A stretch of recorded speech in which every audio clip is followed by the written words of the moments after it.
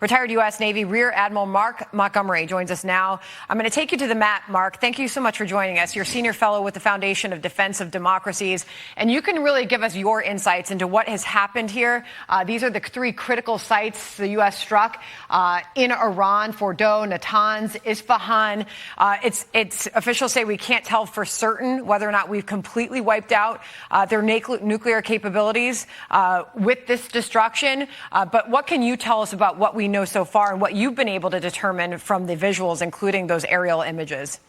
Yeah, well, thanks for having me. And I'll tell you, this was a very comprehensive, complex operation, but it was made up of a lot of routine, repetitive things that we do in the military: takeoff, refuelings, attacks. What was unique was the dropping of the massive ordnance penetrators at 12 at Fordow and 2 at Natanz. Now, those pilots had practiced it hundreds of times, but they had not used an operational weapon this way.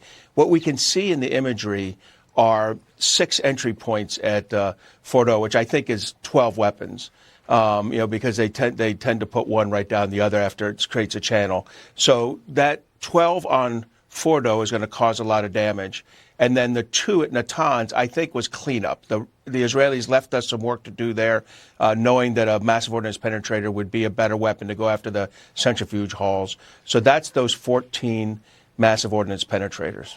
Okay, so Mark, I brought up now a map showing our U.S. Navy assets in the region, and I mean, wow, what a presence we can now say that we have there. When you look at the Gulf of Oman, the Arabian Sea, Persian Gulf, and our stations right now in the Mediterranean Sea, I mean, this area, this region is surrounded. What more can you tell us about that? So that is a lot of Navy. There's a carrier strike group, as you pointed out, just south of the Straits of Hormuz. There's a second carrier strike group located about where you are right now, coming through from the Pacific, the Nimitz strike group, to join them. Yep. And then through the Red Sea, we have several destroyers.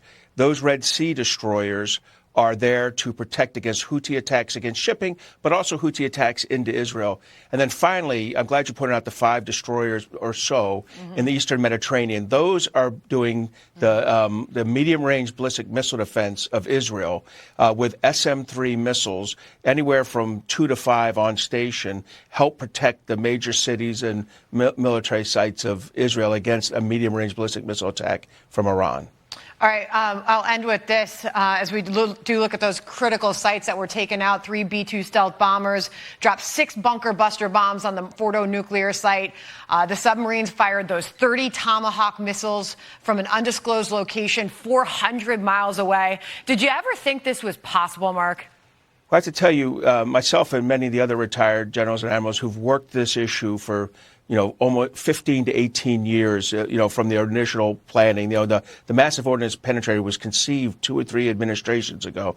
So the idea that we're finally using it is about time. We have cycled our forces through the Middle East so many times, particularly the Navy and the Air Force and the Army's air defenders, that it really impacts our readiness. So actually doing this strike now, there's a path through to not being so critically involved in the Middle East all the time, because we've removed the number one threat to Middle East peace, the Iranian nuclear program. Now, as Mr. Albright said, more work is needed, but I think this is a very big first step, as General Kane said today. I'll end with this, Mark, a map just reminding us just what an incredible mission this was. When you look at the distance, those B-2 bombers flew from the Whiteman Air Force Base in Missouri all the way to Iran to carry out this mission. And it is just incredible, the power of our U.S. military. Mark, thank you so much for joining us. Appreciate it. Thank you for having me. All right.